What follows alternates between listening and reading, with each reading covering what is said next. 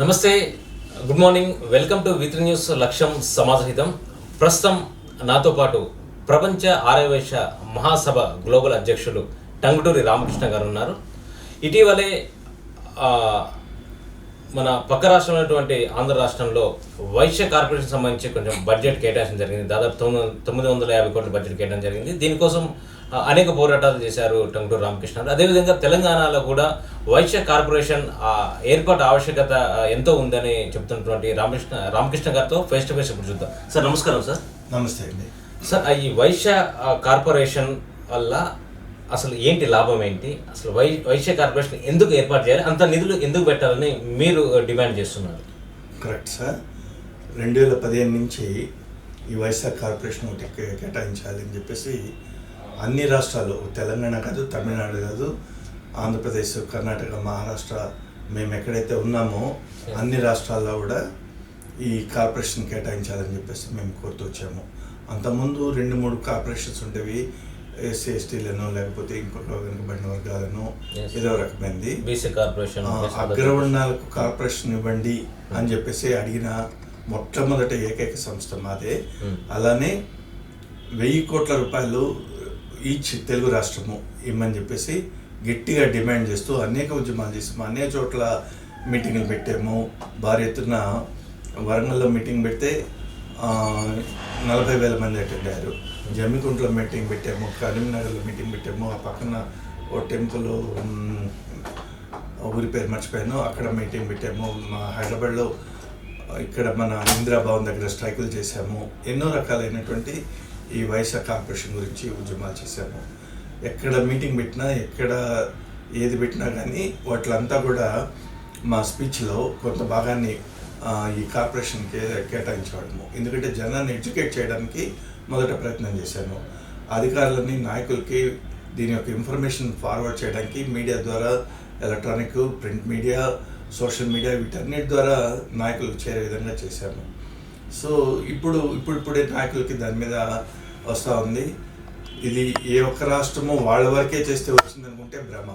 ఎందుకంటే ఇప్పుడు ఇక్కడ తెలంగాణలో చేస్తే తెలంగాణలోనే రావాలి కదా. ఆంధ్రాలో ఎలా ఇచ్చారు, కర్ణాటకలో ఇచ్చారు, మహారాష్ట్రలో ఇచ్చారు, ఇప్పుడు తమిళనాడులో కూడా మేము డిమాండ్ చేస్తున్నాం. అంటే దేశవ్యాప్తంగా ఎక్కడైతే ఓసీలు మన వైశ్య కమ్యూనిటీస్ ఉన్నారో అక్కడ కార్పొరేషన్ పెట్టాలి. ఇది కామన్ ప్లాట్ఫామ్ అయినా మా నుంచి వచ్చే మేజర్ డిమాండ్ గురించే.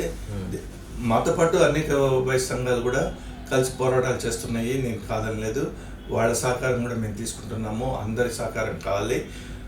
కానీ ఈ డిమాండ్ని మొట్టమొదట వెలుగులో తీసుకొచ్చిందే మేము. చాలామందికి ఈరోజు కూడా ఈ కార్పొరేషన్ అంటే ఏంది, కార్పొరేషన్ వల్ల బెనిఫిట్ ఏంది, దానివల్ల ఎంతవరకు లాభం ఉంటుంది అనేది పూర్తి తెలియదు. అనేక కమ్యూనిటీలకి ఇప్పుడు ఒకరికి ఇస్తే ఇంకోళ్ళకి ఇవ్వలేదనే ప్రాబ్లం వస్తుందని చెప్పేసి అనేక కమ్యూనిటీలకి వైశ్య రకరకాల కార్పొరేషన్స్ అనౌన్స్ చేస్తూ ఉన్నారు. చాలామందికి ఫండ్ కూడా రిలీజ్ చేశారు. మొత్తం కమిటీని వేయడము, చైర్మన్నిక వాళ్ళ సభ్యులను అందరిని వేయడము, కొన్ని యాక్టివ్గా కూడా ఉన్నాయన్నమాట. ఏ కమ్యూనిటీకి ఇచ్చినా కానీ ఆ కమ్యూనిటీలో ఉండేటువంటి పేదవాళ్ళకి ఎంతో కొంత బెనిఫిట్ జరుగుతుంది, వాళ్ళు అప్లిఫ్ట్ అవుతారన్నమాట. కానీ వైశ్య కమ్యూనిటీకి ఇస్తే వైశ్య కమ్యూనిటీలో పేదవాళ్ళు అప్లిఫ్ట్ కాకుండా ఈ దేశానికి కూడా భారీ ఎత్తున, ఇప్పుడు ఒక 1000 కోట్ల రూపాయలు ఇస్తే దేశానికి 10,000 కోట్ల రూపాయలు ఇంచుమించుగా డైరెక్ట్గా, ఇండైరెక్ట్గా వాళ్ళకు లాభం వస్తుంది. ట్యాక్స్ రూపంలో అనేక రకాలుగా దేశానికి లాభం వస్తుంది, రాష్ట్రాల లాభాలు వస్తాయి. ఎందుకు అనేది చాలామందికి తెలియదు. ఫస్ట్ పాయింట్, మేము డిమాండ్ చేసేటప్పుడు 1000 కోట్ల రూపాయలు మీరు మాకు ఇచ్చినట్లయితే మేము మాలో వ్యాపార అనుభవం ఉండి ఆర్థికంగా వెనకబడినటువంటి చాలామందికి, ఎందుకంటే 90% మేము వ్యాపారస్తులం కాబట్టి, తర్వాత వ్యాపారంలో చాలా జెన్యూన్గా ఉంటాము, రీపే అంటే భయపడుతూ చేస్తాము, అన్నీ సిస్టమేటిక్గా ఉంటుందన్నమాట. బీదవాడైనా పెద్దవాడైనా వాళ్ళ వ్యాపారాన్ని సిస్టమేటిక్గా చేస్తారు. అందుకని వాళ్ళకు 1 లక్ష రూపాయలు, 5 లక్షలు, 10 లక్షలు లోన్ ఇచ్చి మిగతా కార్పొరేషన్లు అంతా కూడా వాళ్ళకి ఫ్రీగా ఇచ్చేస్తారు. మేము అట్లా డిమాండ్ చేయలేదు. వాళ్ళకు వడ్డీ లేని రుణాలను ఇచ్చేసి కొంత సంపాదించుకొని 5 సంవత్సరాలను 10 సంవత్సరాలను వాళ్ళు తీసుకున్న అమౌంట్ని వాయిదాల పద్ధతిలో కట్టేసామని చెప్తాము. సో వాళ్ళు చాలా జెన్యూన్గా కట్టే అవకాశాలు, 90% కట్టే అవకాశాలు ఉంటాయన్నమాట. ఎప్పుడైతే వ్యాపారం అభివృద్ధి చెందుతుందో వాళ్ళందరికీ స్టాఫ్ కావాలి, గుమస్తాలు కావాలి, Yes. హమాలీలు కావాలి. సో అన్ఎంప్లాయ్మెంట్ తగ్గిపోతుంది. చాలామంది గుమస్తాలకు అందరికీ ఏదో ఒక ఉద్యోగం వస్తుంది, వాళ్ళకు అన్ఎంప్లాయ్మెంట్ తగ్గిపోతుంది. ఆల్రెడీ ప్రభుత్వం దగ్గర 1,00,000 మంది పనిచేస్తుంటే ప్రభుత్వ ఆఫీసుల్లో, మా వ్యాపార సంస్థల్లో 10 లక్షల మంది పనిచేస్తున్నారు. అంటే ప్రభుత్వము ఈ యొక్క ఉద్యోగ సమస్యని 1,00,000 మందితో తీరుస్తుంటే మేము 10 లక్షల మంది, 10 రెట్లు ప్రభుత్వానికన్నా ఎక్కువగా మేము ఉద్యోగ అవకాశాలు కల్పిస్తున్నాం అన్నమాట. అది ప్రభుత్వం కూడా గమనించుకోవాలి. అదేవిధంగా చాలా జెన్యున్గా ఉంటారు. ఎప్పుడైతే వ్యాపార అభివృద్ధి చెందుతుందో గుమస్తాలకు కూడా జీతాలు వస్తుంటాయో, హమాలీలకు డబ్బులు వస్తుంటాయో, వాళ్ళ కొనుగోలు శక్తి పెరుగుతుంది. తర్వాత వాళ్ళు కూడా వస్తువులు కొనుక్కోవడానికి, రకరకాలైన వస్తువులు కొనుక్కోవడానికి మార్కెట్లోకి వెళ్తారు. అదేవిధంగా మా దగ్గర ఎప్పుడైతే వ్యాపారం జరుగుతుందో వస్తువులకు డిమాండ్, మళ్ళీ వీళ్ళు వస్తువులు తెప్పించుకుంటేనే కదా, వస్తువులు తెప్పించుకున్నప్పుడే, ఆ సరుకులు తెప్పించుకున్నప్పుడే వ్యాపారం చేయగలుగుతారు. కాబట్టి వాళ్ళు ఆర్డర్లు పెట్టుకుంటారు. అవి సప్లై చేసే కంపెనీలకు డిమాండ్ పెరిగి కొత్త ప్రొడక్షన్ స్టార్ట్ అవుతుంది, కొత్త ఫ్యాక్టరీలు వస్తాయి, కొత్త కార్మికులు వస్తారు, మరలా ట్రాన్స్పోర్ట్ పెరుగుతుంది. ఇండైరెక్ట్గా డైరెక్ట్గా కొన్ని లక్షల మందికి ఒక అవకాశాలు కలుగుతాయి. ప్రభుత్వానికి ట్యాక్స్లు వస్తుంది. ఎట్లా చూసినా కానీ ఇది ఒక చైన్ సిస్టంలో ఒక పెద్ద మార్పు జరుగుతుందన్నమాట. కానీ దురదృష్టవశాత్తు ఏమవుతుందంటే ప్రభుత్వాల్లో పనిచేసే ఎక్కువ మంది నాయకులందరూ కూడా ఏ మినిస్టర్లో ఉన్నా వాళ్ళు వ్యాపార కుటుంబాల నుంచి వచ్చిన వాళ్ళు కాకపోయినందువలన, రాజకీయంగా ఎదిగి లేకపోతే రాజకీయంగా వచ్చిన వాళ్ళు అయినందువలన ఈ యొక్క థీరీలు వాళ్ళకి తెలియదు, వ్యాపార అనుభవాలు లేవు. ఎందుకంటే వాళ్ళకి ఎంతసేపటికి బ్యూరోక్రాట్స్ ఏం చెప్తారో అది వినుకుంటారు. బ్యూరోక్రాట్స్ ఏం చేస్తారు, సార్ ఈ వ్యాపారస్తుల్ని మనము ఇంకా టైట్ చేసుకుంటూ పోతున్నట్లయితే వాళ్ళు ట్యాక్స్ ఎగ్గొట్టకుండా జరిగిపోతుంది, మనకి ఇంకా ప్రభుత్వానికి ట్యాక్స్ పెరుగుతుంది అని ఒక తప్పుడు సమాచారాన్ని ఇస్తారు. వ్యాపార అనుభవం ఉండేటువంటి వాళ్ళు ఎవరైనా కానీ మంత్రి పదవుల్లోకి వస్తే ఆర్థిక శాఖ, ఇప్పుడు డాక్టర్ చదువుకున్నాడు వైద్య శాఖ గారిని వెళ్ళినట్టయితే దానిలో మంచి చెడు అప్గ్రేడ్ ఎలాంటి ఎక్స్పీరియన్స్ లేదా వాళ్ళ బ్యూరోక్రాట్స్ చెప్పినా దాన్ని క్షుణ్ణంగా ఆలోచించేటువంటి అవకాశం ఉంటుంది. అలా కాకుండా ఇక్కడ ఏమవుతుంది, ఎక్కువ భాగము వాళ్ళ రాజకీయ అవసరాలకో, కుల అవసరాలకో, ఓట్ల అవసరాలకో ఎవరో ఒకరిని వైద్య శాఖ మంత్రిగా వేస్తారు. అలానే ఆర్థిక శాఖలో కూడా మీరు మన్మోహన్ సింగ్ గారు ప్రైమ్ మినిస్టర్, ఈయన పి నరసింహరావు గారు ప్రైమ్ మినిస్టర్ కాకముందు దేశం అప్పుల పాలలో ఉంది. బంగారంతో సహా మన ఫుడ్ గ్రేడ్స్ కోసమైతేమి, అనేక ఖర్చుల కోసమైతేమి లండన్ బ్యాంకుల్లో కుదవబెట్టి డబ్బులు తీసుకొచ్చేసి దేశాన్ని నడుపుతా అన్నారన్నమాట. అట్లాంటి పరిస్థితుల్లో పివి నరసింహరావు ఆయన పూర్తి మెజారిటీ కూడా లేదు, ఆయనకు పూర్తిగా బలం లేనటువంటి పార్లమెంట్లో సంబంధం లేనటువంటి, ఒక రాజకీయాలతో సంబంధం లేనటువంటి ఓ రిజర్వ్ బ్యాంక్ ఎక్స్ గవర్నర్ని తీసుకొచ్చేసి ఆర్థిక శాఖ మంత్రిగా కేటాయించాడు. సో వాళ్ళకి ఎలా చేస్తే డెవలప్ అవుతుందనే ఒక నాలెడ్జ్ ఉంది కాబట్టి ఆర్థిక శాఖ మంత్రిగా ఆయన ఏం చేశాడు, లిబరలైజేషన్ చేశాడు. స్వేచ్ఛా వ్యాపారం ఉన్నప్పుడే ఇవన్నీ కూడా అభివృద్ధి చెందాయి, జనరేట్ అవుతుంది. ఆయన అంతకుముందు మనకు ఒక అంబాసిడర్ కార్ ఒకటి ఉండేది, అంతకుముందు 450% కస్టమ్స్ డ్యూటీ ఉండేది. ఏదైనా ఒక ఈవెన్ క్యాల్కులేటర్ తీసుకొచ్చినా పట్టుకుని దాని మీద 10 రూపాయలు, దానికి 40 రూపాయలు ట్యాక్స్ వేస్తారు. ఈయన వచ్చినాక అవన్నీ లెబలైజ్ చేశారు. కస్టమ్స్ డ్యూటీని కొన్ని వందల సామాన్కి తీస్తారు. చాలా ఏదైనా ఇంపోర్ట్ చేసుకోవచ్చు. కొన్నిటికి మ్యాక్సిమం 30%, కొన్ని మ్యాక్సిమం 100% మాత్రమే ట్యాక్స్ పెట్టారు. బంగారానికి కూడా అంతకుముందు హెవీగా స్మగ్లర్స్ ఉండేవాళ్ళు. హాజీ మస్తాన్ లాంటి స్మగ్లర్స్ కోట్ల రూపాయలు వాళ్ళు సంపాదించేసి దానిలాగా వాళ్ళు చీకటి రాజ్యాన్ని, వాళ్ళు ఎదిరించిన వాళ్ళని ఎవరినైనా సరే మర్డర్ చేయగలిగినటువంటి స్థాయిలో వాళ్ళు ఎదిగిపోయినారు. వీళ్ళు వచ్చినాక ఆ బంగారాన్ని కూడా ఇంపోర్ట్ చేసుకోవచ్చు ఎవరైనా సరే. ఎవరైనా ఎక్స్పోర్ట్ చేస్తే దానికి ట్యాక్స్ కూడా కట్టాల్సిన అవసరం లేదు. 1% ట్యాక్స్ తోటి ఎవరైనా బంగారాన్ని ఇంపోర్ట్ చేసుకోవచ్చు. దానివల్ల లాభం ఏంది? ఆ బంగారాన్ని ఇంపోర్ట్ చేసుకున్నప్పుడు గుజరాత్ నిండా ఈ రోజున గుజరాత్ ఎలిగిపోవడానికి కారణం ఏంటంటే ఈ గోల్డ్ ఆర్నమెంట్స్. ఎప్పుడు గుజరాత్లో ఈ గోల్డ్ని విపరీతంగా ఇంపోర్ట్ చేసుకొని కోట్ల రూపాయల ఆర్నమెంట్స్ తయారు చేసి ఎక్స్పోర్ట్ చేస్తున్నారు. సో ఇంపోర్ట్లోను ఎక్స్పోర్ట్లోను గవర్నమెంట్కి ట్యాక్స్ పెరిగింది. కొన్ని వేల మందికి పని దొరికింది. ప్రపంచవ్యాప్తంగా ఈ రోజున భారతీయ నగలకి అది వరకు ఓన్లీ చైనా ఒకటి డామినేట్ చేస్తున్నది. ఈ రోజుకి చైనానే డామినేట్, బట్ భారతీయ నగలు కూడా కొంచెం డిమాండ్ ఉంది.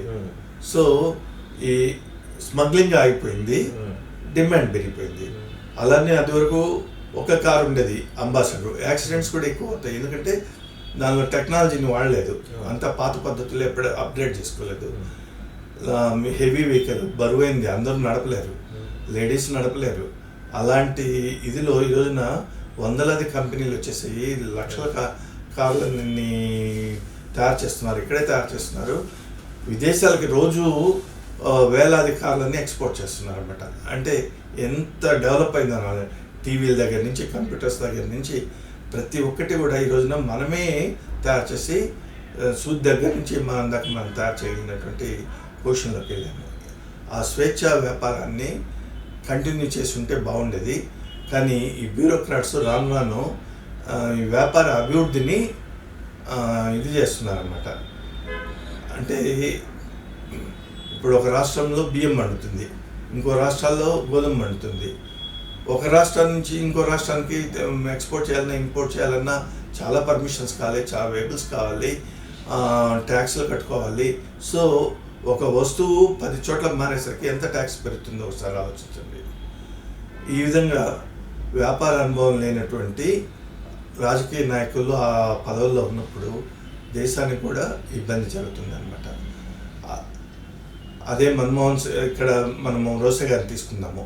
రోసే గారు అన్నప్పుడు ఆయన కొంతకాలం మధ్యలో ఆయన ఆర్థిక శాఖ మంత్రిగా ఓడిపోయినాక, పార్టీ ఓడిపోయినాక ప్రతిపక్షంలో ఉన్నారు. ఆర్థిక శాఖ మంత్రిగా వేరే వాళ్ళని పెట్టారు. అప్పుల ఊబిలోకి వెళ్ళిపోయింది. అప్పుల ఊబిలోకి వెళ్ళిపోతే ఈయన ఆర్థిక శాఖ మంత్రి అయినాక అప్పుడు ఉండేటువంటి సీఎం గారు రోజుకు ఒక ప్లేస్కి పోయేసి వేల కోట్ల రూపాయలు అనౌన్స్ చేసుకుంటూ ఇస్తా అని అనౌన్స్ చేసుకుంటున్నా, బడ్జెట్లో లేకపోయినా ఈయన అవన్నీ ఫుల్ఫిల్ చేస్తూ అనవసరమైన ఖర్చులన్నీ తగ్గించి రాష్ట్ర బడ్జెట్ని పరుగులు పెట్టించారు. మైనస్లో ఉండేటువంటి బడ్జెట్ని మిగులు బడ్జెట్గా తీసుకొచ్చారు. అంటే ఎక్కడ తగ్గించాలి, ఎక్కడ కట్ చేయాలి, ఎక్కడ ఏది అనేది అలా తెలుస్తుంది. అదేవిధంగా మీరు ఒక్కసారి ఆలోచించండి, మన ఎన్నోసార్లు బడ్జెట్లు వచ్చినప్పుడు కానీ లేదా ట్యాక్స్లు పెంచినప్పుడు కానీ రాజ్యాంగాన్ని కూడా కొన్ని వందల మంది మేధావులు కూర్చొని రాసినటువంటి ఒక రాజ్యాంగాన్ని ఎన్నో మార్పులు చేశారు, 100 సార్లు మార్పు చేశారు. కాలానుగుణంగా ఆ పరిస్థితికి అనుకూలంగా మార్పు చేయాలి కాబట్టి చేశారు. కరెక్ట్, తప్పేం లేదు. కానీ వ్యాపార చట్టాలన్నీ కూడా బ్రిటిష్ కాలం నాటి చట్టాలు. అవి ఈరోజు పనికిరావు. ఎందుకంటే ఆ రోజుల్లో రాళ్ళు కలిపి బియ్యంలో అమ్మేవాళ్ళు. ఆ రాళ్ళను సపరేట్గా కొని బియ్యంలో కలిపి అమ్మేవాళ్ళు. లేదు ఆయిల్ ఉంటే ఆయిల్లో వంట నూనెల్లో ఆముదమో ఇంకోటి కలిపి అమ్మేవాళ్ళు. ఈరోజు నా పరిస్థితి ఉందా, రాళ్ళని మనుషులు పెట్టి ఏరిచి స్వచ్ఛమైన బియ్యాన్ని ఎందుకంటే కాంపిటీషన్, స్వేచ్ఛ వ్యాపారం ఎప్పుడైతే ఉంటుందో ఒకడు రాళ్ళు పెట్టి అమ్మేయడని తెలిస్తే ఆ కస్టమర్ అయిపోయి చొక్కా పట్టుకునే పరిస్థితి ఈ రోజున. అర్థం, వాడు కల్తీ ఇది అమ్మితే పోయి కొట్టే పరిస్థితి అనమాట. సో తెలిసి అయితే ఎవరు తప్పు చేయరు. అది ఎవడైనా ఫ్యాక్టరీలో తెలియకుండా చేస్తాడేమో కానీ రిటైలర్ మాత్రం తెలిసి తప్పులు చేయడు, వాడు బిజినెస్ దెబ్బ పడుతుంది. సో ఈ రోజున అన్ని మారిపోయి, కానీ ఆ రోజు చట్టాలు ఇప్పుడు అవసరం లేదు కదా. అలా ప్రతి ఒక్క విషయంలో కూడా అప్పటి బ్రిటిష్ కాలంలో ఉన్న చట్టాలే బెటర్ అనిపించే విధంగా ఈ రోజున అనేక మార్పులు చేసి క్రూరంగా దారుణంగా చట్టాలు ఉన్నాయన్నమాట. అంటే ఇప్పుడు ఆంధ్రప్రదేశ్లో అంటే ఎవరు ఇప్పుడున్న పరిస్థితులలో ఎవరు గట్టిగా డిమాండ్ చేయకపోయినప్పటికీ అంటే పొలిటికల్ ఒత్తిడి ఉంటేనే దానికి సంబంధించినటువంటి ఎక్కువ కార్యాచరణ అయ్యే అవకాశం ఉంటుంది. కానీ ఎటువంటి ఒత్తిడి లేకపోయినప్పటికీ ఆంధ్రప్రదేశ్ గవర్నమెంట్ ఈ వైశ్య కార్పొరేషన్కి 950 కోట్లు కేటాయించడంపై మీరేమంటారు? డెఫినెట్గా మా డిమాండ్ వాళ్ళకి రీచ్ అయి ఉంటుంది. మేము సీఎం గారికి ఇన్ఫర్మేషన్ ఇచ్చాము, చంద్రబాబు నాయుడు గారు ఉన్నప్పుడు ఇచ్చాము. చంద్రబాబు నాయుడు గారు నేను ఏ పార్టీకి అనుకూలం కాదు వ్యతిరేకం కాదు, ఉన్న పరిస్థితి చెప్తున్నాను. 30 కోట్లు బడ్జెట్ అని పెట్టాడు. 30 కోట్లు వైశ్య కార్పొరేషన్, ఇంకొక కులానికి 2000 కోట్ల రూపాయలు బడ్జెట్ పెట్టారు. అట్లనే రిజర్వేషన్లో సెంట్రల్ గవర్నమెంట్ అగ్రవర్ణాల్లోని పేదలకు కూడా 10% రిజర్వేషన్ పెడితే చంద్రబాబు నాయుడు అందులో 5%ని ఒకే కులానికి కేటాయించాడు, ఇంకో 5%ని మిగతా అన్ని కులాలకి కేటాయించాడు. అంటే ఇక్కడ రాజకీయ ఎలా ఉందనేది మీరు తెలుసుకోండి. జగన్మోహన్ రెడ్డి గారు వచ్చారు, ఎవరు ఇంప్లిమెంట్ ఇంతవరకు ఏం చేయలేదు. జగన్మోహన్ రెడ్డి గారు వచ్చారు, ఇప్పుడు 3 ఏళ్ళు అయింది. కార్పొరేషన్ అనౌన్స్ చేసి 3 ఏళ్ళు అయింది, ఈ రోజు వరకు బడ్జెట్ కేటాయించలేదు. ఇప్పుడు మేము ప్రతి మీటింగ్లో 1000 కోట్ల మీకు చూపించాం కదా పేపర్ కటింగ్స్, అవన్నీ కూడా 1000 కోట్లతోటి మీరు కేటాయించండి అని చెప్పేసి మేము అడుగుతూ వచ్చాము. ఏ ఒక్క పార్టీ కానీ ఏ నాయకుడు కానీ మాలాగా డిమాండ్ చేయలేదు, 1000 కోట్ల అనే ప్రస్తావన తీసుకురాలేదు.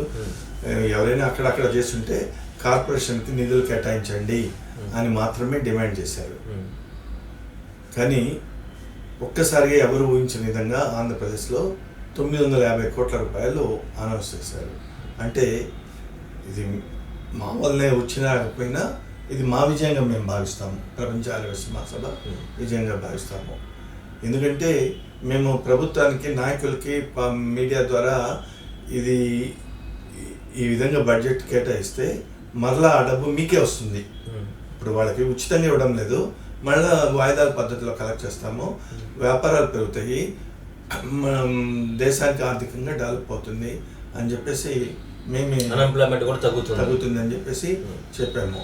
అది ఆలకించి చేశారా లేదా అనేది నాకు తెలియదు, కానీ చేసి ఉంటే మాత్రము మా వల్లనే మేము ఫీల్ అవుతాం. ఆంధ్ర రాష్ట్రం విషయం పక్కన పెడితే ఇక తెలంగాణ విషయంలో ఇక్కడ వైశ్య కార్పొరేషన్ అసలు ఏర్పాటు చేస్తామని గతంలో చెప్పినా కానీ ఇప్పుడు కూడా ఆ ఊసే లేదు. సో అంటే వైశ్య సంబంధించి బడ్జెట్ కూడా కేటాయించిన పరిస్థితి కూడా అయితే లేదు. పర్టికులర్గా ఎలక్షన్ టైంలో మేము 2 పార్టీలని అందరి నాయకుల్ని కలవడం జరిగింది. ఇక్కడ కానీ అక్కడ కానీ టీఆర్ఎస్ని, కాంగ్రెస్ని, బీజేపీని, అన్ని రాజకీయ పార్టీ ఏ పార్టీ అయితే కార్పొరేషన్ ఇస్తాము అని చెప్పేసి వయసుకి ఎక్కువ సీట్లు ఇస్తాము అని చెప్పేసి అనౌన్స్ చేస్తారో వాళ్ళకి మేము స్వచ్ఛందంగా ఓటు వేయమని పిలిపిస్తామని చెప్పాము. ఆ కండిషన్లో కాంగ్రెస్ చెప్పింది, టీఆర్ఎస్ చెప్పింది మేము కార్పొరేషన్ ఏర్పాటు చేస్తామని చెప్పేసి. బట్ ఈ 3 ఏళ్ల కాలంలో ఎలాంటి ప్రోగ్రెస్ లేదు, జరగలేదు. నేనేం చెప్తానంటే ఇప్పుడైనా మీ మీడియా ద్వారా వాళ్ళు తెలుసుకొని పక్క రాష్ట్రంలో 950 కోట్లు ఇచ్చారు. అది అసలే బడ్జెట్ తక్కువ, అంటే ఆదాయం తక్కువగా ఉన్నది, అప్పులు ఎక్కువగా ఉన్నటువంటి రాష్ట్రం. అక్కడ ఎందుకు కేటాయించారు? వాళ్ళు ఊరికి అట్లా కేటాయించారు కదా. అక్కడ వాళ్ళు అన్నీ చూసుకొని దీనివల్ల మళ్ళీ మనకు లాభం వచ్చే గవర్నమెంట్ ఆదాయం పెరిగే అవకాశం ఉంటుంది అనే ఒక ఎస్టిమేషన్ లేకపోతే పెంచుకోరు. మీరు కూడా ఆలోచించండి. ఒకటి మా వయసులో మనసును గెలుచుకోండి. వాళ్ళు ఎప్పుడు ఏది కూడా నాకు ఈ రోడ్లు వేయండి, ఈ విధమైనటువంటి బెనిఫిట్స్ కలిగించండి ఎప్పుడు ఉండదు. ఇప్పుడు చిన్న ఇల్లు గుడిసి తగలబడినా కానీ హెలికాప్టర్లో వెళ్ళి ఒక్కొక్క పార్టీలు వీడికి 20 లక్షలు ఇవ్వండి, 50 లక్షలు ఇవ్వండి, కోటి రూపాయలు ఇవ్వండి అని చెప్పేసి ఆలోచిస్తారు. మీ స్వార్థానికి, మీ ఎలక్షన్, మీ యొక్క ఉద్యమాలకి అంగళ్ళు బద్దలు చేసి దోచుకుంటున్నా కానీ కనీసం ఒకసారి కూడా మీరు ఎవరైనా ఏ రాజకీయ పార్టీ కూడా వచ్చి ఆడ నిలబడి సానుభూతి తెలియజేసిన సందర్భం లేదు. వాళ్ళకు కాంపెన్సేషన్ ఇచ్చినటువంటి సందర్భం లేదు. వరదలు, తుఫాన్లు, రకరకాలైన కారణాలతోటి అంగళ్ళు నాశనం అవుతుంటాయి. తర్వాత ఆర్థికంగా కూడా హెచ్చు తగ్గులతోటి ఇప్పుడు ఒక్కోసారి ఒక రకమైనటువంటి ధాన్యాలు గిట్టుబాటు ధర లేక వాడు కోట్లు నష్టపోయేసి అప్పులు పాలవుతుంటాడు.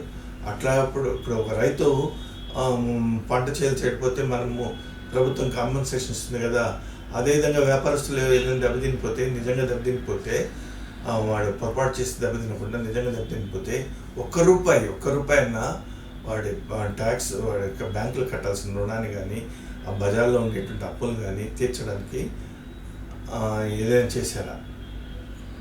అంటే ఎందుకు ఈ వివక్ష చూపిస్తున్నారు? ఈ పార్టీ ఆ పార్టీ అనేది కాదు, అన్ని చోట్ల. ఇప్పుడు ఇల్లు అంగడి ఉంటుంది, ఇంటికి పన్ను ఒక రకం ఉంటుంది, అంగడికి పన్ను 4 రెట్లు ఎక్కువ ఉంటుంది కమర్షియల్గా. అదేవిధంగా కరెంటు ఇంటికి ఒక ఇది పెడతారు, అంగడికి ఒక రకమైన ఉంటుంది. అదేవిధంగా అంగట్లో ఉన్నప్పుడు రౌడీల దగ్గర నుంచి రాజకీయ నాయకుల దాకా చందాలు అంటూ వేధిస్తారు. ఇవ్వకపోతే ఒక గోల, ఇస్తే ఒక గోల. ఎవడికి కోపాలు వచ్చినా స్ట్రైకులు చేయమంటారు. వీళ్ళు అంగళ్ళు బంద్ చేయాలి. 1 నిమిషం లేట్ అయినా డోర్ మూయడం తప్పైనా లోపల సామాన్ అవి పగలగొడతారు, దోచుకుంటారు. ఎవడో అడ్డుకునే దానికి. అదేవిధంగా ఆ రోజు గుమ్మస్తాల శాలరీలో ఎవరిస్తారు, బ్యాంకు రుణాలు ఎవరిస్తారు, అంగట్లో ఉండే వస్తువులు చెడిపోతాయి కదా, ఒకరోజు ఎక్స్పైరీ ముందు అయిపోతుంది కదా, దానికి ఎవరిస్తారు. ఇలాంటివన్నీ వ్యాపారస్తుడు మీ యొక్క రాజకీయ నాయకుల స్వార్థం కోసం వీళ్ళు బలైపోతున్నారు. ఇవన్నీ కూడా అరే మన కోసం వాళ్ళు బలైపోతున్నారే, ₹1 కూడా తీసుకోకుండా స్వచ్ఛందంగా ఓటేస్తున్నారు, నోటేస్తున్నారు, ఏదైనా ప్రకృతి వైపరీత్యాలు వచ్చినప్పుడు కాపాడుతున్నారు. ఇలాంటి ఏది ఆలోచించారు. వీళ్ళని అన్ని విషయాల్లో ఇగ్నోర్ చేస్తుంటారు. అందుకే వైశాఖ కార్పొరేషన్ కానీ ఏర్పాటు చేసినట్లయితే వాళ్ళలో బీదవాళ్ళని కూర్చొని వాళ్ళకి స్వేచ్ఛనిచ్చినట్లయితే, రాజకీయాలకు అతీతంగా వాళ్ళకి స్వేచ్ఛగా ఇచ్చినట్లయితే రియల్ మంచి హానెస్ట్ పీపుల్ని దానిలో మీరు కార్పొరేషన్లో కానీ కమిటీ మెంబర్గా చైర్మన్గా వేసినట్లయితే రియల్గా పూర్గా ఉండి మరలా ఆ డబ్బును రీపే చేయగలిగి ఉండి ఆర్థికంగా డెవలప్ కాగలిగినటువంటి చేస్తే ఎంతోమంది అప్లిఫ్ట్ అవుతారు. వాళ్ళ కుటుంబాలు బాగుపడతాయి, రాష్ట్రం బాగుపడుతుంది, దేశం బాగుపడుతుంది, కమ్యూనిటీ బాగుపడుతుంది. కేసీఆర్ గారు రోజు చెప్తుంటారు, ₹1 ఇచ్చైనా కోమటోడితో ఫ్రెండ్షిప్ చేయమని చెప్పేసి. అది మాటల వరకు పరిమితం కాకూడదు, చేతులు కూడా. ఓ ఫ్రెండ్షిప్ చేయడానికి ₹1 ఇచ్చైనా చేయమన్నప్పుడు వాళ్ళకి ఒక ఆర్థిక భారాన్ని తొలగించినట్టయితే, సో వివక్ష లేకుండా వయసుల్ని హక్కును చేర్చుకున్నట్లయితే వాళ్ళు స్వచ్ఛందంగా వచ్చి వాళ్ళు ఓటు వేసి గెలిపిస్తారు. ఒకసారి ₹1 బెనిఫిట్ పొందితే అది తీరేదాకా ఆ రుణంగా ఫీల్ అవుతారే కానీ ఇది నా హక్కు అనే విధంగా ఫీల్ కారు. అదేవిధంగా ప్రభుత్వం దగ్గర నుంచి ప్రభుత్వ పదాలు ఎన్నో ఉన్నాయి. ఇర్రెస్పెక్ట్ ఆఫ్ క్యాస్ట్, కమ్యూనిటీ, ఏ కులంలో ఎక్కడున్నా కానీ పేదవాళ్ళకి సహాయం కొన్ని రకాలైనటువంటి స్కీమ్స్ ఉన్నాయన్నమాట. వితంతు పెన్షను, వికలాంగులు, సీనియర్ సిటిజన్స్, ఆరోగ్యశ్రీ, ఇళ్ళు లేని వాళ్ళకి ఇళ్ళ రేషన్ కార్డ్స్, ఎన్నో రకాలు ఉన్నాయన్నమాట. దురదృష్టవశాత్తు ఆ ఫలితాలు కూడా చాలామందికి అందడం లేదు. వీళ్ళు పోయి ఆఫీసర్ల చుట్టూ తిరిగినా వీళ్ళ దగ్గర లంచాలు ఆశిస్తారే కానీ సహాయం చేద్దామని చెప్పి 90% ఏ ఆఫీసర్ కూడా ముందుకు రావట్లేదు. అట్లనే వీళ్ళకు రాజకీయ బలం లేదు కాబట్టి రాజకీయ నాయకులు ఎవరు కూడా వీళ్ళని పట్టించుకొని సహకారం అందిద్దాము అనేది ఉండదు.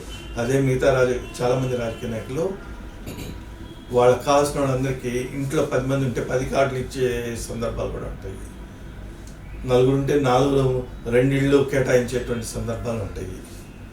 అట్లా ఎవరి స్వార్థం వాళ్ళే చూసుకుంటున్నారు. సంక్షేమ పథకాల్లో కూడా వైశ్యులకు చాలా మేము ఎక్కడ ఏ మీటింగ్ పోయినా కానీ కాడు నిరుపేదలు చాలా కష్టపడుతూ ఉంటారు. తెలివి ఉండి కూడా 190 మార్కులు తెచ్చుకోగలిగి ఉండి కూడా ఉన్నత చదువుకోలేకపోతున్నారు. ఉద్యోగాలు రావట్లేదు, ఉద్యోగాలు వచ్చిన ప్రమోషన్స్ లేవు, ప్రమోషన్లు అన్ని చోట్ల వివక్ష ఉంటుంది. అదేవిధంగా రాజకీయంగా కూడా మీరు చూస్తున్నారు కదా ఎంతవరకు పార్టీకి ఒక ఎమ్మెల్యే ఉన్నారు, పార్టీకి కాదు రాష్ట్రానికి ఒక ఎమ్మెల్యే, 2 ఎమ్మెల్యేలు అయ్యారు అన్నప్పుడు. ఒకప్పుడు ఈ రాష్ట్రాల్లో స్వాతంత్రం వచ్చినప్పుడు 51 మంది వైస్ ఎమ్మెల్యేస్ ఈ దేశాన్ని తగ్గుతూ ఉన్నారు. అంతా తగ్గి మొత్తము ఆ ఒకడు కూడా ఈ ఫ్రాక్షన్ రాజకీయాల్లో, ఈ ధన రాజకీయాల్లో, నోట్ల రాజకీయాల్లో వాళ్ళు ఎమ్మెల్యేకపోతున్నారు. సో ఇది ఒక బిజినెస్గా మారిపోయింది. అంటే మీరు చివరిగా చెప్పండి సార్, అంటే తెలంగాణలో ఆర్యవైశ్య కార్పొరేషన్ ఏర్పాటు చేయడానికి సంబంధించి మీ భవిష్యత్ కార్యాచరణ ఏ విధంగా ఉండబోతుంది? ప్రభుత్వంపై ఎటువంటి ఒత్తిడి తేబోతున్నారు? ఒత్తిడి అంటే ప్రభుత్వానికి విజ్ఞప్తులు చేయడమే, రోడ్ల మీదకి వచ్చేసి అంటే ఒత్తిడి అంటే లాబింగ్, అంటే రాజకీయంగా ఉన్న కొద్దిమంది నాయకులైనా ప్రభుత్వం దృష్టికి తీసుకెళ్లాలని చెప్పేసి రిక్వెస్ట్ చేస్తాము. ఎందుకంటే తెలంగాణలో ఇప్పుడు కొంతమంది నాయకులకి కొన్ని రకాల పదవులు ఇచ్చున్నారు. 1-2 ఎమ్మెల్యేలు ఉన్నారు, 1-2 ఎంపీలు ఉన్నారు.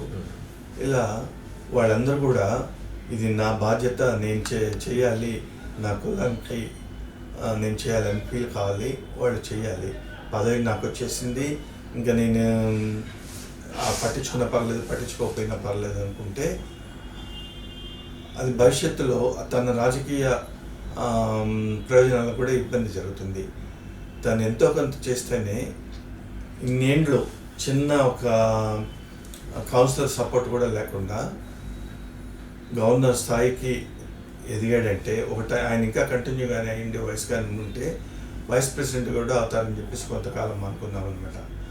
ఆ విధంగా ఎదిగారంటే ఆయన నిబద్ధత రోసే గారి. సో అదేవిధంగా ప్రతి ఒక్క నాయకుడు కూడా అట్లా భావించాలి.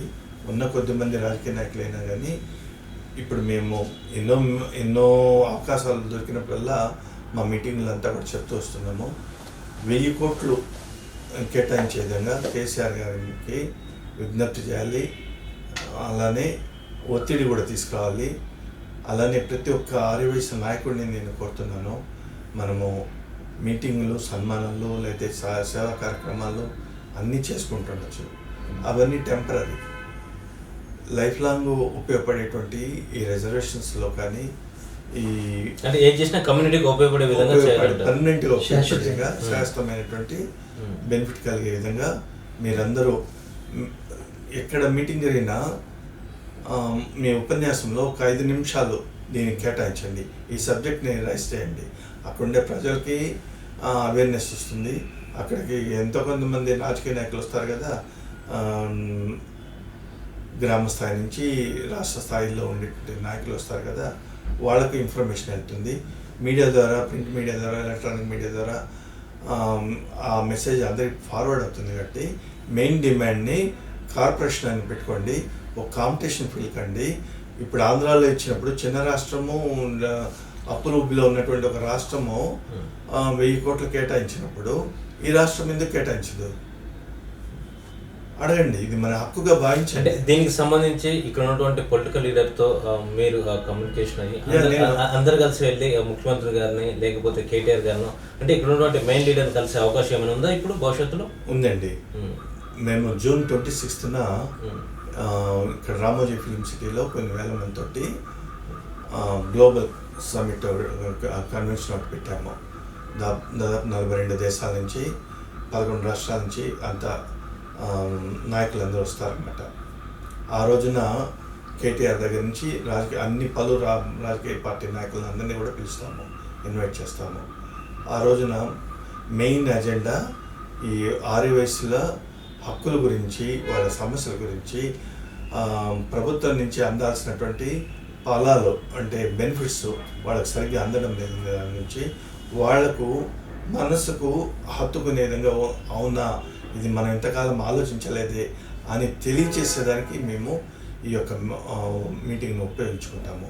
అలానే ఎక్కడ మీటింగ్ జరిగినా మా నాయకులకు అందరికీ కూడా ఇన్ఫర్మేషన్ మీరు దీని మీద స్పందించండి అని చెప్తాము. అలానే మేము ఇప్పుడు ఆంధ్ర కూడా ఇచ్చారు కాబట్టి ఈరోజు ఎవరిని కలిసినా కానీ ఇక్కడ ఎంతోమంది ఉన్నారు. బిగాల్ గణేష్ గారు ఉన్నారు, కోలెట్ దామోదర్ గారు ఉన్నారు, మన అంటే శ్రీనివాస్ తెలంగాణ గారు. విషయంలో అంటే ఎమ్మెల్యే తక్కువ ఉన్నా ఎమ్మెల్సీ తక్కువ ఉన్నా కానీ అంటే కేసీఆర్ గారు కార్పొరేషన్ విధానంతో దాన్ని భర్తీ చేశారు. అంటే కార్పొరేషన్ చైర్మన్లు కూడా ఎక్కువ మందిని వైశ్య కమ్యూనిటీస్కి ఇచ్చారని కూడా చాలా అంటే వైశ్య కమ్యూనిటీ చాలా మంది కాదు, సందర్భం. 3 కార్పొరేషన్లు కదా వైసీపీ ఇచ్చింది. అది మినిస్టర్ లేదు. అందరికీ ఇచ్చినారు.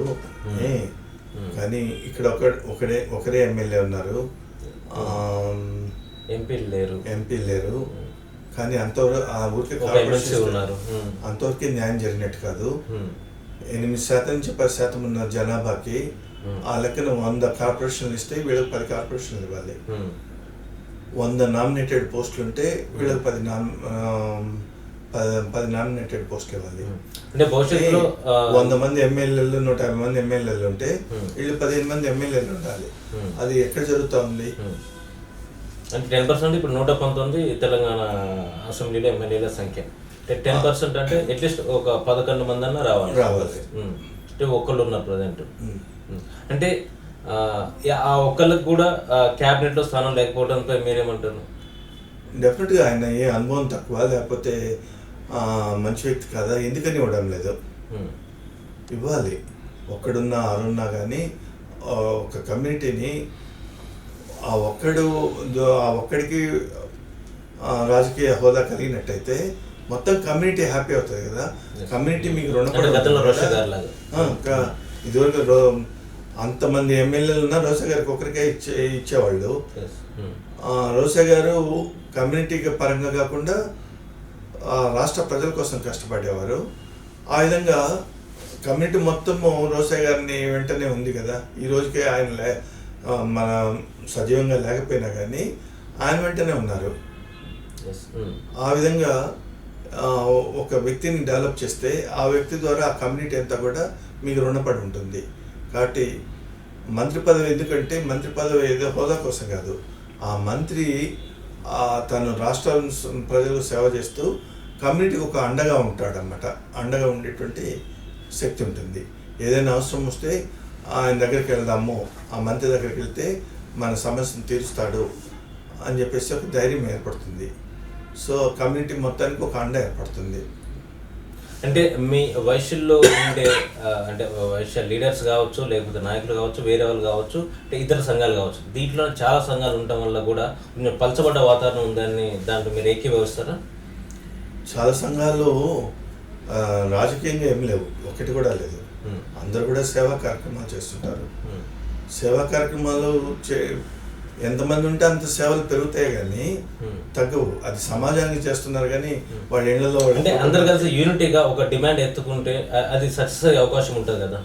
అది వేరు, డిమాండ్ వేరు. ఇప్పుడు వైశ్య కార్పొరేషన్ ఉంది. ఇప్పుడు తెలంగాణలో అన్ని సంఘాలను కలిపి అంటే మీరే సమన్వయం చేసి అన్ని సంఘాలను, సో ఈ సంఘాలను అందరితో కలిసి ముఖ్యమంత్రి గారినో లేకపోతే సంబంధిత అధికారులను కలవటము, మేము ఎవరితోనైనా కలిసి ప్రయాణం చేయడానికి రెడీగా ఉన్నాము. నేనే లీడ్ చేయగలేదు. ఎవరు చిన్న వ్యక్తి లీడ్ చేసినా కానీ వాళ్ళతో కలిసి ప్రయాణం చేయడానికి రెడీగా ఉన్నాము. కాకపోతే ఏంటంటే అందరూ కలిసి రమ్మన్నప్పుడు అక్కడ రకరకాల అందరూ మనుషులే కదా. మనుషులు అయినప్పుడు వాళ్ళకు ఈగోయిజమ్స్ ఉండొచ్చు, లేకపోతే మనకెందుకు అనుకోవచ్చు. తర్వాత అడ్మినిస్ట్రేషన్స్కి వాళ్ళకంటూ కొన్ని బయలాలు ఉంటాయి. వాళ్ళు రాజకీయాలకు అతీతంగా ఈ సమస్యలకు దూరంగా మనం సేవా కార్యక్రమాల వరకే పరిమితము అని చెప్పేసి వాళ్ళకు ఉంటుంది. మాకేంటంటే మా యొక్క బయలాల్లోనే we fight for our rights, we are for voices అని చెప్పేసి ఉంటుందన్నమాట. సో మనము ఈ సమస్య మీద పోరాడాల్సిన బాధ్యత, సర్వీస్ చేసినా చేయకపోయినా ఇది మేజరు మా యొక్క లక్ష్యము. ఓకే, ఇప్పుడు ఆంధ్ర తెలుగు రాష్ట్రాలు పక్కన పెడితే మీరు గ్లోబల్ అధ్యక్షులుగా ఉన్నారు కదా. మిగతా రాష్ట్రాల్లో వైశ్యుల పరిస్థితి ఏ విధంగా ఉంది? అక్కడ రాజకీయంగా ఏ విధంగా ఉన్నారు? చాలా బాగున్నారు కంపేర్ చేస్తే. ఇప్పుడు మీరు మహారాష్ట్ర తీసుకుంటే ఒక 4 ఎమ్మెల్యేలు, 2 ఎంపీలు, మినిస్టర్స్ అందరూ వైశ్యులే. కర్ణాటక తీసుకుంటే స్పీకరు, రకరకాలైనటువంటి నాయకులు ఉన్నారు, వాళ్ళు ఎమ్మెల్యేలే వైశ్యులే. అట్లా ప్రతి చోట కూడా బాగున్నారు. సార్ నీకు కంపేర్ చేసుకుంటే ఆంధ్ర తెలంగాణ కంటే ఇక్కడ కోట్లల్లో ఉన్నారు, ఆడ మైనార్టీస్గా ఉన్నారు. అయినా కానీ అక్కడ ఉన్న కొద్దిపాటి మైనార్టీస్ కూడా సముచితమైనటువంటి న్యాయం ఉంది. ఐఏఎస్లు ఉన్నారు, ఐపీఎస్లు ఉన్నారు, ఐఆర్ఎస్లు ఉన్నారు. మన ఈ 2 రాష్ట్రాల్లో మాత్రము అన్ని తక్కువ ఓవరాల్గా. సో ఇది అంటే భవిష్యత్తులో తెలంగాణలో కూడా వైశ్య కార్పొరేషన్ ఏర్పాటు చేసి ఆర్థికంగా వెనుకబడి ఉన్నటువంటి వైశ్యులకు చేతునివ్వాలని టంగుటూరి రామకృష్ణ గారు తెలంగాణ ప్రభుత్వానికి విజ్ఞప్తి చేస్తున్నారు. ఇది టంగుటూరి రామకృష్ణ గారితో ప్రత్యేక ఇంటర్వ్యూ. మరొక ఇంటర్వ్యూలో మళ్ళీ కలుద్దాం. చూస్తూనే ఉండండి విత్ న్యూస్. లక్ష్యం సమాజ హితం. నా పేరు డాక్టర్ పసుమర్తి మల్లికార్జునరావు, వరల్డ్ ఆర్యవైశ్య మహాసభ గ్లోబల్ జనరల్ సెక్రటరీ. ఇప్పుడే టంగుటూరి రామకృష్ణ గారు చెప్పినట్టుగా వైశ్య కార్పొరేషన్ గురించి ఉప్పల్ భగాయత్లో అలకేట్ చేసిన 5 acres ల్యాండ్లో మనకు కూడా ప్రపంచ ఆర్యవైశ్య మహాసభ కూడా ప్లేస్ కావాలని చెప్పి ఆల్రెడీ అడగటం జరిగింది. ఇవన్నీ డిమాండ్స్తో మన ప్రతిఫలాలు అందరికీ, ఆర్యవైశ్యులు కూడా చాలామంది పేదవాళ్ళు ఉన్నారు కాబట్టి ఆ ప్రతిఫలాలు అందరికీ అందాలి అంటే మన అందరూ రిప్రజెంటేషన్ ఇవ్వటం, ఎక్కడ అవకాశం ఉంటే అక్కడ మీటింగ్లలో మాట్లాడటం అందరూ చేస్తే డెఫినెట్గా అది వస్తుంది. మండల లెవెల్ వరకు అందరికీ కూడా ఈ పాయింట్స్ అన్నీ చాలా వరకు వెళ్ళిపోయినాయి కాబట్టి ప్రభుత్వానికి కూడా తెలుసు మనం ఏం ఆశిస్తున్నాం అనేది. అడగందే అమ్మాయినా పెట్టదు కాబట్టి మనం ఇంకొంచెం దాన్ని ఇంటెన్సిఫై చేస్తే డెఫినెట్గా కేసీఆర్ గారు, కేటీఆర్ గారు, తర్వాత మన వైశ్య నాయకులు దీన్ని వాళ్ళని కన్విన్స్ చేసి తొందరగా అయ్యేటట్టు చేస్తారని తప్పకుండా నమ్ముతున్నాము. దానికి మేము పూర్తి సహకరిస్తాము, అందరితో కలిసిపోతాం, అందరినీ కలుపుకుంటాము. నమస్తే. ఓకే, మీరు మాట్లాడండి. ప్రపంచ ఆర్యవైశ్య మహాసభ గ్లోబల్ ట్రెజరర్ ఎల్వి కుమార్. నిజంగా టంగుటూరి రామకృష్ణ గారి నాయకత్వంలో ప్రపంచ ఆర్యవైశ్య మహాసభ అనేకమైన కార్యక్రమాలు వైశ్యులతో పాటు వైశ్యేతరులకు కూడా సేవలు అందించే కార్యక్రమాలు అనేకం తీసుకున్నాయి. ఉదాహరణకు తీసుకుంటే ఈబీసీ రిజర్వేషన్ అన్నది. EBC economically backward caste. ఎందుకంటే కులంని బట్టి అందరు ధనవంతులు కారని భావన మా రామకృష్ణ గారికి ఉండే. ఆ భావన ముందు వారు వ్యక్తపరిచారు. ఎవరనలే ఇంకా ఈబీసీ రిజర్వేషన్ అనగానే అయ్యో అదేంటి మనకు రిజర్వేషన్ ఏంటని కొంతమంది మాట్లాడారు. కాదు కాదు కాదు మన దాంట్లో అట్టడుగున 70% మంది అట్టడుగులనే ఉన్నారు. ఒక 30% మంది మధ్యతరగతి, 5% నుంచి 10% మంది హై లెవెల్లో ఉన్నారు తప్ప వేరే కాదని చెప్పి ఉద్యమించి తప్పకుండా ఆర్యవైశ్యులు కానివ్వండి, ఇంకా ఈ ఫార్వర్డ్ క్యాస్ట్ ఎవరైతే ఉన్నారో వాళ్ళందరికీ కూడా రిజర్వేషన్ కల్పించాలని చెప్పని పోరాటం చేసి చాలా రాష్ట్రాల్లో సక్సెస్ అయిందంటే ఆ కీర్తి మా వరల్డ్ ఆర్యవైశ్య మహాసభ అధ్యక్షుడు రామకృష్ణ గారికి దక్కుతుంది. ఈ ఒక్క రిజర్వేషన్ కార్పొరేషన్ కూడా అన్నాడు. ఎందుకంటే కార్పొరేషన్ ప్రకారంగా ఒక ఉపాధి లభిస్తే, వైశ్యులకి ఉపాధి ఇస్తే ఒక వైశ్యులే కాదు సమాజంలో చాలా మంది డెవలప్ అవుతారు. ఇట్లా వైశ్యులతోని కాంట్రాక్ట్ ఉంటుంది, అందరూ కూడా డెవలప్ అవుతారు వేరే కొన్నాడు వచ్చే భావనతోనే ఉద్యమం చేపట్టి ఆనాడు అప్పుడే కర్ణాటకలో ఎప్పుడో తీసుకున్నాడు కార్పొరేషన్. ఆంధ్రలో ఇచ్చారంటే వరల్డ్ ఆర్యవైశ్య మహాసభ టంగుటూరి రామకృష్ణ నాయకత్వంలోనే ఆ ఉద్యమంతోనే సక్సెస్ అయిపోయింది. అందరం చెప్తున్నాం ఓకే అందరూ తలా చేయొచ్చు, కానీ ముందుండి నిస్వార్థంగా డేర్గా డాషింగ్గా మరి రామకృష్ణ గారు ప్రతి విషయంలో కూడా ఈడబ్ల్యూసీ అయితేనేమి, కార్పొరేషన్ అయితేనేమి అదంతా కూడా రామకృష్ణ గారు ప్రపంచ ఆర్యవైశ్య మహాసభ బ్యానర్ మీదనే అలా ముందుకెళ్ళిపోయాము. ఇంకా కమ్యూనిటీని కించపరిచే సందర్భాలు 1-2 సందర్భాలు వచ్చినాయి. ఇక్కడ కొంతమంది పేర్లు అక్కర్లేదు. వచ్చినప్పుడు కూడా డేర్గా ముందు నిలబడి న్యూస్లోనైతేనేమి, పత్రికాముఖంగా అయితేనేమి, చట్టపరంగా కూడా అధికారుల కాడ కూడా నిర్భయంగా ముందుండి ప్రపంచ ఆర్యవైశ్య మహాసభ పోరాడింది. We fight our right, we fight for our rights అని ఏదైతే మా స్లోగన్ ఉందో ఆ స్లోగన్ ఉద్దేశంతో రామకృష్ణ గారు అనేక కార్యక్రమాలు చేస్తున్నారు. ఈరోజు కూడా చెప్తున్నాము, ఏదైనా కూడా మనందరం సేవ చేసే సంఘాలు సేవ కోసమే ముందుకొచ్చాం. మా రామకృష్ణ గారి పిలుపు ఒకటే, ప్రపంచ ఆర్యవైశ్య మహాసభ సమాజంలో వైశ్యులను పటిష్టం చేసుకొని అన్ని వర్గాల వారికి సేవలు అందించి ముందుండాలని చెప్పనే భావనతో ముందుకెళ్తున్నాం. ప్రభుత్వాలు కూడా గమనించాలి. మరి ఈరోజు తెలంగాణలో వైశ్య కార్పొరేషన్ ఇంకా స్టార్ట్ కాలేదు. తప్పకుండా మా వినతిని విని వైశ్య కార్పొరేషన్ తొందరలో ఇస్తారని చెప్పని మేము భావిస్తూ ఉన్నాం. ఉప్పల్ బాగాయత్లో 5 ఎకరాల ల్యాండ్ వైశ్య సంఘాలన్నిటికీ అని చెప్పని ఒక ఆర్డర్ ఇవ్వడం జరిగింది. అది కూడా చక్కగా ఒక్కొక్కళ్ళు ఒక్కొక్క తీరుగా కొంత అలొకేషన్ అయిపోతే ఒక్కొక్క సేవలో ముందుండాలని చెప్పని ఆకాంక్షిస్తూ మా రామకృష్ణ గారి పటిమా స్ఫూర్తికి నేను ధన్యవాదాలు చేస్తూ సెలవు తీసుకుంటా ఉన్నాను. Thank you. Narasimha Gupta greater Hyderabad అధ్యక్షునిగా నన్ను టంగుటూరి రామకృష్ణ గారు ప్రపంచ ఆర్యవైశ్య మహాసభ గ్రేటర్ హైదరాబాద్ అధ్యక్షునిగా టంగుటూరి రామకృష్ణ గారు నన్ను ఇక్కడ నియమించి చేశారు. ఇంకా ప్రమాణ స్వీకారం చేయలేదు, ముందు చేస్తాము. ఎందుకంటే కొన్ని ఈ యొక్క కరోనా ఇవన్నీ రావటం వల్ల వెనకబడిపోయాము. మేము ఈ మేలో ఖచ్చితంగా ప్రమాణ స్వీకారాన్ని చేస్తాము. అందరికీ కూడా ప్రజలకు తెలియజేయడంగా ఈ ప్రపంచ ఆర్యవైశ్య మహాసభను ప్రతి ఒక్క కార్పొరేషన్లో ప్రతి ఒక్క వ్యక్తి వైశ్యుడు గుర్తించి ముందుకు వచ్చి ప్రపంచ ఆర్యవైశ్య మహాసభ యొక్క సభ్యత్వం పొంది ముందుకు తీసుకెళ్తారని చెప్పి నేను మనసా వాచ అందరి వైశ్య కమ్యూనిటీ వాళ్ళకి నేను కోరుకుంటున్నాను. మరియు ఏది కానీ చేసిన టంగుటూరి రామకృష్ణ గారు ఆలోచన యుక్తితో చేసి మా యొక్క వైశ్య కమ్యూనిటీ అనే గుర్తింపును తీసుకొచ్చింది మా రామకృష్ణ గారని చెప్పి నేను సగర్వంగా చెప్పుకుంటున్నాను. ఏ దానికే కానీ ప్రతి దానికి విషయానికి ముందుండి నేనున్నాను, మీరంతా ఇది చేయండి అనే భావంతో ఆయన ముందుకు వస్తున్నాడు. తర్వాత ఈ వైశ్య కార్పొరేషన్ అనేది సీఎం గారు అంటే మన కల్వకుంట్ల చంద్రశేఖర్ గారు వాళ్ళు ప్రకటించారు మేము ఇస్తాము అని చెప్పి ఆ యొక్క దానితోటే ఆయన వెంబడి ఇప్పటి వరకు కూడా మేము అందరం కలిసికట్టుగా ఉండి మేము తిరిగి ఇది చేస్తూ ఉన్నాము. కాబట్టి ఇది గమనించవలసిందిగా నేను మనసావచ మేము కల్వకుంట్ల చంద్రశేఖర్ సీఎం గారిని నేను కోరుకుంటున్నాను. మీరు కూడా నాకు అప్పుడు వచ్చి మా ఇంటికి వచ్చి మీరు నిలబడాలి అని చెప్పి నాకు ఒక ఇది చేసి నేను మున్సిపల్ చైర్మన్గా గడియన్నారం మున్సిపల్ చైర్మన్గా పోటీ చేసి ఏ విధంగా చేశానో మీకు తెలుసు, నేను చెప్పవలసిన అవసరం లేదు.